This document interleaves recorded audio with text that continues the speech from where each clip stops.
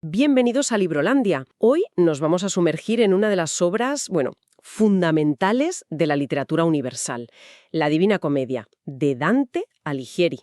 Y para este análisis vamos a usar un extracto muy completo que nos ha llegado, que se centra en la primera parte, el infierno. La idea hoy es explorar un poco su estructura, sus símbolos y por qué. ¿Por qué un viaje al más allá, escrito en el siglo XIV, nos sigue pareciendo tan relevante y tan fascinante hoy en día? Es que es mucho más que eso. La obra es un pilar. Marca la transición del pensamiento medieval al renacentista. Y, con ella, Dante no solo nos da una visión de ultratumba. No, claro. Ayudó a consolidar el idioma italiano. Prácticamente lo funda. Entremos en materia entonces. Y hay que empezar, claro, por el principio, por ese arranque que creo que todo el mundo conoce. Icónico. A mitad del camino de la vida, en una selva oscura me encontraba porque mi ruta había extraviado. Es que la imagen tiene una potencia. Totalmente. Es que ahí está la clave de todo, desde la primera línea. Esa selva oscura no es un bosque de verdad, claro. No es un bosque literal, ¿no? Es una alegoría. Es el pecado, la confusión espiritual, y el viaje que va a empezar es el camino del alma hacia la redención, hacia el conocimiento de Dios. Y justo ahí, perdido y asustado, aparece su primer guía, Virgilio, el poeta de la Eneida. ¿Por qué él?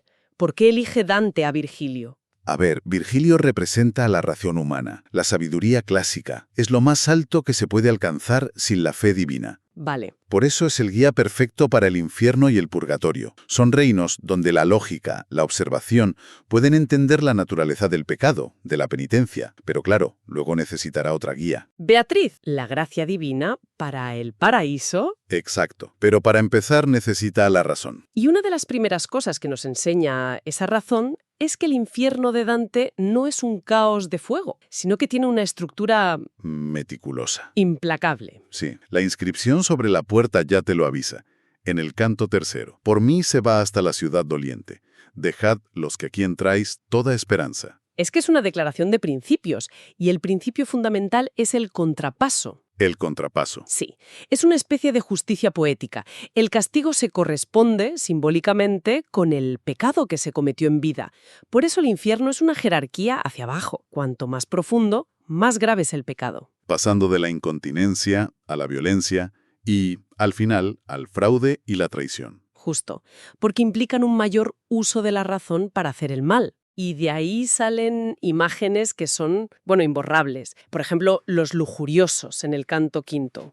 Son arrastrados eternamente por un viento que no para nunca, de la misma forma que en vida se dejaron llevar por el viento de sus pasiones. Y ahí es donde Dante se encuentra con Paolo y Francesca. Ah, claro, la famosa escena. Les ve al viento tan ligeros. Y Francesca le cuenta su historia, ¿no? Cómo se enamoraron leyendo un libro. Y Dante se siente tan conmovido por esa historia que se desmaya. Y caí como un cuerpo muerto cae. Exacto. Ese desmayo es fundamental. Es que es una bomba. Dante, el peregrino, siente piedad, y esa piedad choca con la justicia divina. Su viaje también consiste en aprender a alinear sus sentimientos con lo que es justo según Dios. Y en ese momento, todavía no lo ha conseguido. Todavía le puede la emoción humana. Claro, aún no entiende por qué ese amor, que parece tan trágico y humano, es un pecado que merece ese castigo. ¿Y si seguimos bajando? Llegamos a los glotones, en el canto sexto. Sí. Y ahí la atmósfera cambia por completo. Yacen en un fango helado, bajo una lluvia sucia, pestilente, y los atormenta Cerbero, el perro de 3 cabezas. Es la inversión total de lo que buscaron en vida. Ellos buscaban los placeres, el calor. Y ahora tienen frío, suciedad y dolor. Y allí se encuentra con Ciaco, un paisano suyo. Ciaco, sí. Y de nuevo, lo personal. Dante aprovecha para que Ciaco le lance una profecía sobre las luchas políticas de Florencia. El viaje es cósmico, pero las raíces son muy terrenales. Y después de los glotones, los avaros y los pródigos, en el canto séptimo. Otro contrapaso genial. Empujan pesos enormes con el pecho en direcciones opuestas y cuando chocan se gritan «¿Por qué agarras? ¿Por qué tiras?». Su obsesión opuesta por los bienes terrenales los condena a un conflicto eterno y sobre todo inútil. Es que todo este orden no es solo para castigar, es para enseñar. Dante, como nosotros, aprende la naturaleza de cada pecado viendo sus consecuencias. Es una meditación profunda sobre la justicia y sobre las elecciones que hacemos. Otra cosa que me fascina es la mezcla de personajes que hay. Figuras mitológicas, personajes históricos, filósofos y, claro, contemporáneos suyos, empezando por el limbo. El canto cuarto. Sí, Ahí están las almas virtuosas que vivieron antes de Cristo, o que murieron sin bautismo. Homero, Horacio, Ovidio, César, Euclides. no sufren tormentos físicos. No, pero su castigo es un anhelo eterno, un deseo de ver a Dios que nunca se cumplirá. Fíjate qué genialidad. Dante muestra un respeto enorme por la antigüedad clásica, pero la sitúa dentro de su marco teológico cristiano. Los respeta, pero no los salva. Y luego, claro, pasamos a los condenados por elección propia. Y volvemos a Francesca da Rimini, porque su historia es tremenda. Es que sus palabras son famosísimas. Dice que el libro que leían sobre Lanzarote fue su Galeotto. Galeotto fue el libro y quien lo hizo. No seguimos leyendo ya ese día. Es de una delicadeza y una tragedia. Y de nuevo la reacción de Dante. La piedad nos obliga a preguntarnos a nosotros mismos sobre la justicia y la compasión. Y también está el aspecto político, personal. En el canto décimo, por ejemplo, encuentra a Farinata de Liuberti. Un adversario político, ¿sí?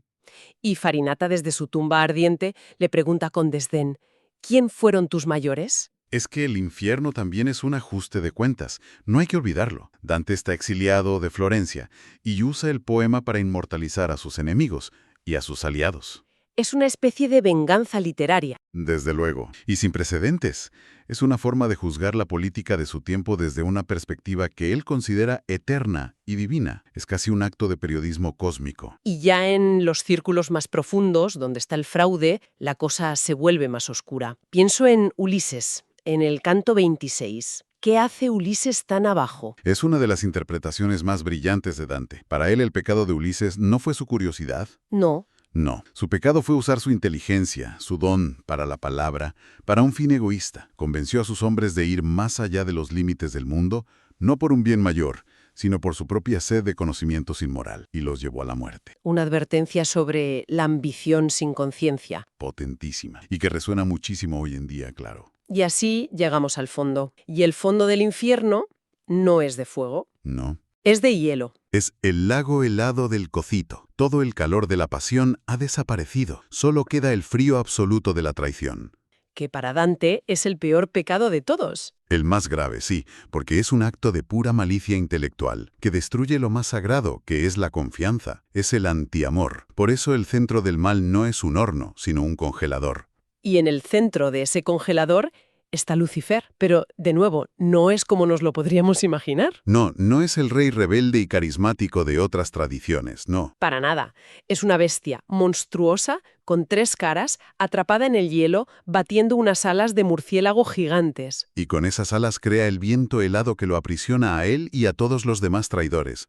Es la imagen de la impotencia absoluta, una máquina de castigo fría mecánica. Y sus 3 bocas mastican eternamente a los 3 mayores traidores de la historia, según él.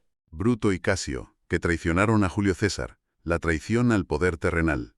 Y en la boca del centro, Judas Iscariote, el traidor de Cristo.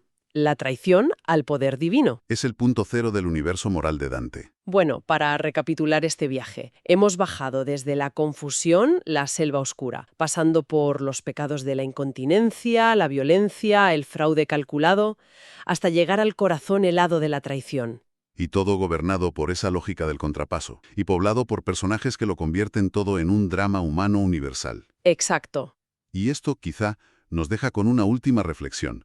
Un pensamiento final. Dante estructuró su infierno así, con la traición en el fondo, basándose en los pecados de su época. Claro. Si tuviéramos que escribir la Divina Comedia hoy, ¿qué pecados modernos pondríamos en los círculos más profundos? La desinformación deliberada, la destrucción del medio ambiente por pura codicia, la indiferencia ante el sufrimiento a gran escala. Es una pregunta inquietante. ¿Y a quiénes nos encontraríamos allí? Una pregunta muy poderosa para terminar. Agradecemos la escucha y recordamos que todo este material analizado viene de la versión de la Divina Comedia que está disponible en infolibros.org. No olviden darle a me gusta, suscribirse y compartir este análisis si les ha resultado interesante. Hasta la próxima.